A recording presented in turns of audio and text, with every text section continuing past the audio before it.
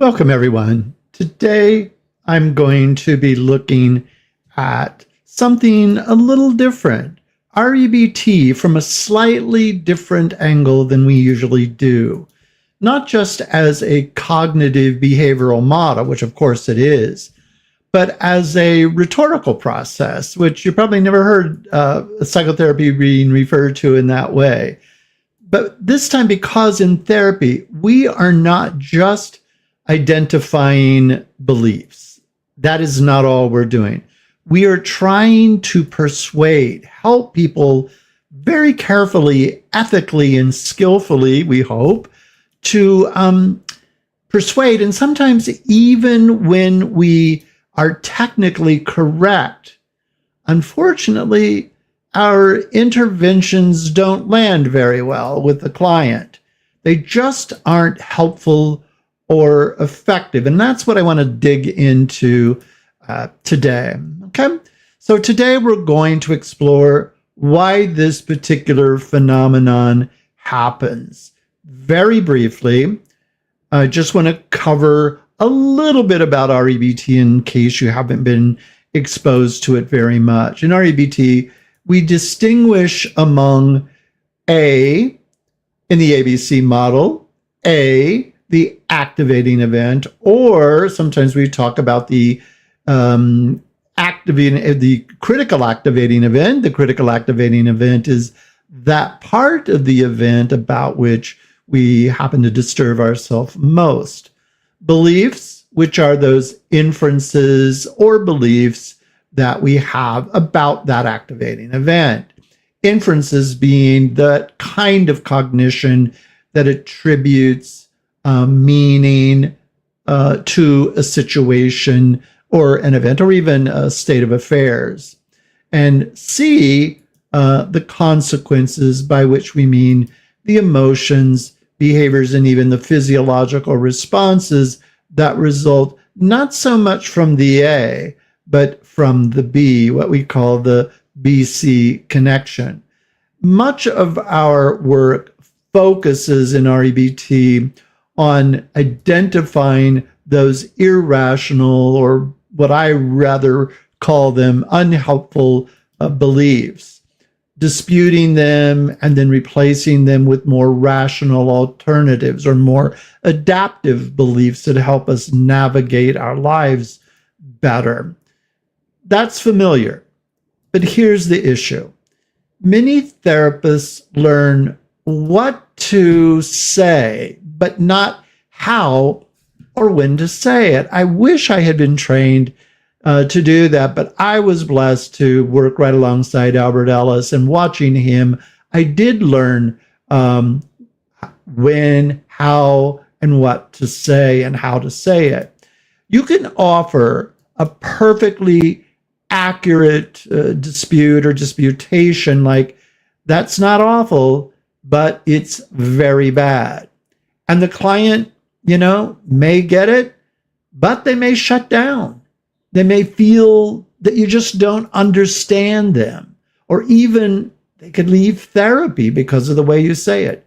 The question becomes, what determines whether a disputation is received by the client or not? That's where rhetoric comes in and becomes very, very helpful. In classical rhetoric, we have four key elements. And let me just go through those a bit. One, logos, or which is the logic, the content, so much, the logical content of the message.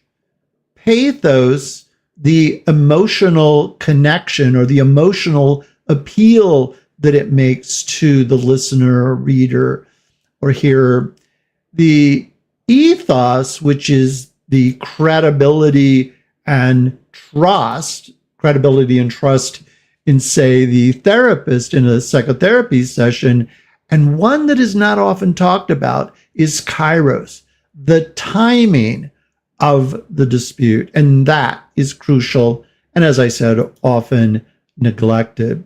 In REBT terms, we could say effective disputation equals logos plus Pathos, plus Ethos, plus Kairos. We need all four elements. If any one of these happens to be missing, even a correct intervention, technically correct intervention, may just fail with the client. Logos is the part we are most familiar with in REBT. This will include logical disputation, empirical disputation, or friendship disputation, whatever. We are asking essentially whether this belief held by the client is logical, is it supported by evidence, and is it helpful? Those are important questions.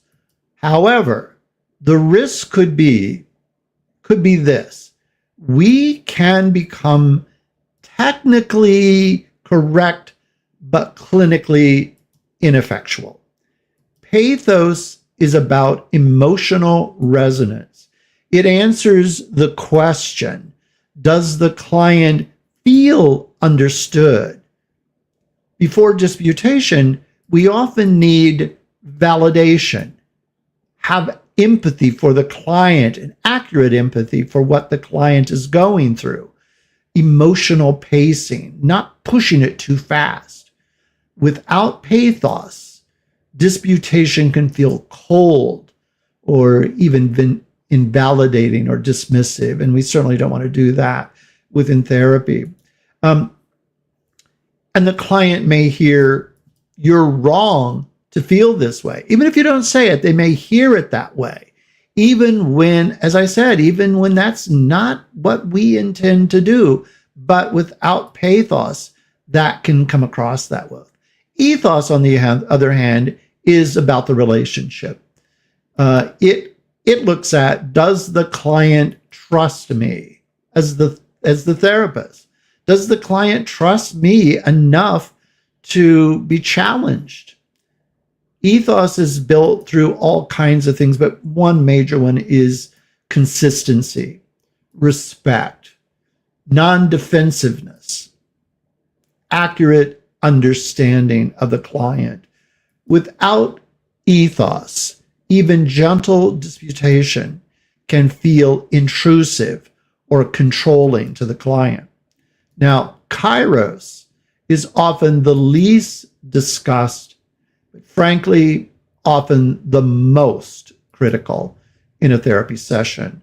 Kairos asks, is this the right moment for this intervention? Is this the right moment for this intervention?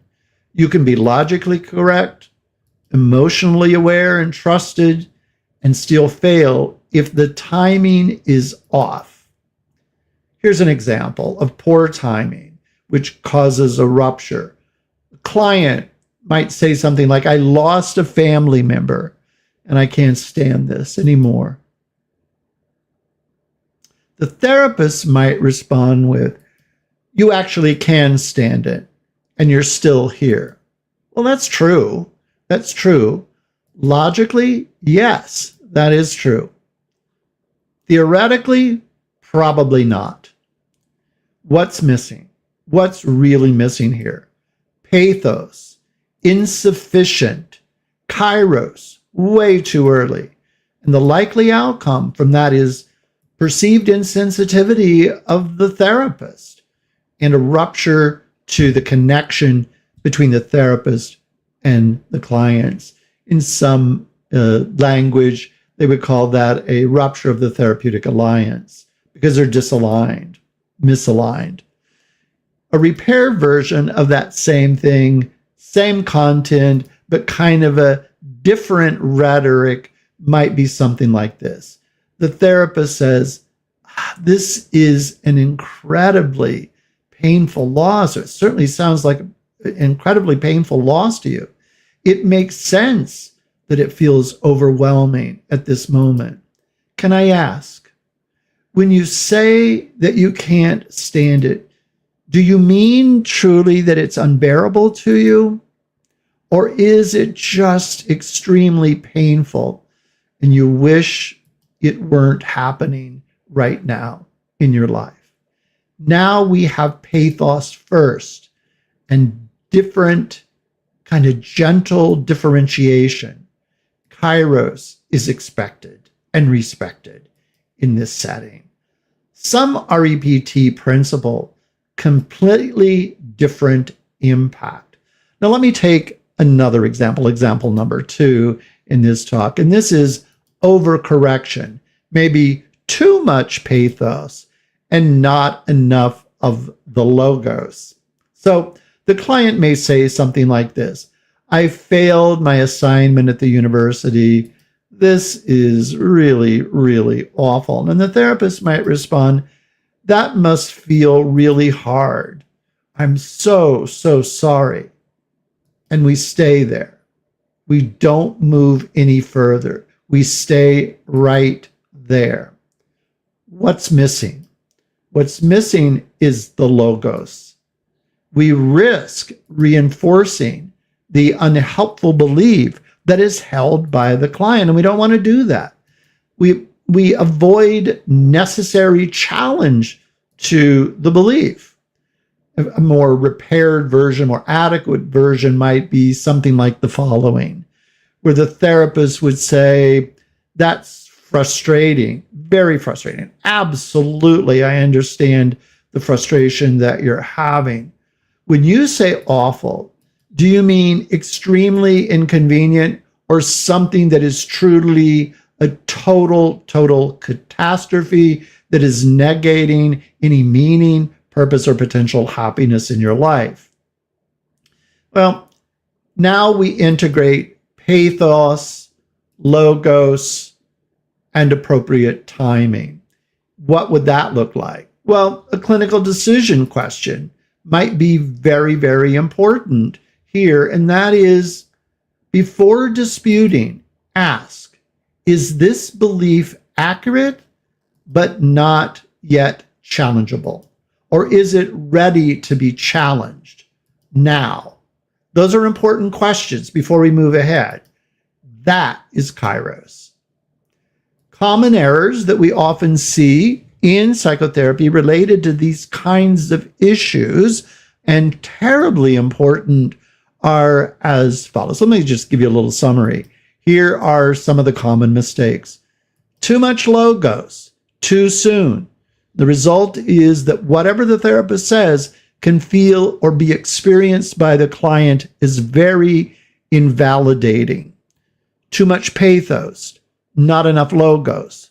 Well, there we are just reinforcing irrational beliefs. We may come across as sensitive, but we're not helping the client move beyond the unhelpful beliefs that they're holding. Weak ethos might lead to resistance. Ignoring the Kairos could rupture or cause disengagement in the therapeutic alliance between the therapist and the client. Okay?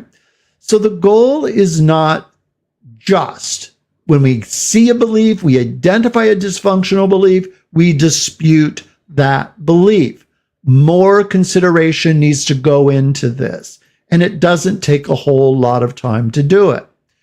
Dispute the belief in a way that can be received by the client in the moment. That is important. If you take one thing from today, I hope that you take this away, because it's really, really important.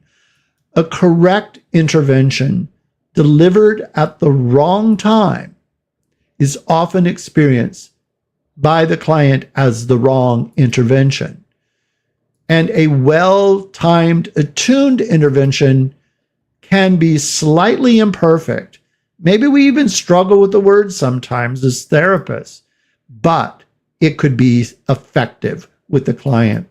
I want to thank you for attending today to this very, very brief discussion on how we can learn from rhetorical theory to improve the feel of the therapy and connecting with the client at deeper levels, that we can do a better job in using the REBT.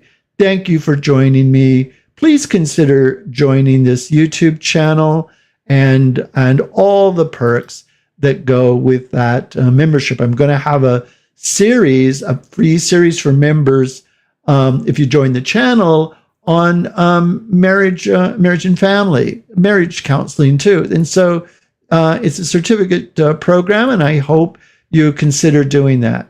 Have a great day. And I do want to end with saying thank you so much for those who support this channel financially. It allows me to do some work that I may not otherwise be able to do. You guys have a great day, and I look forward to having you join me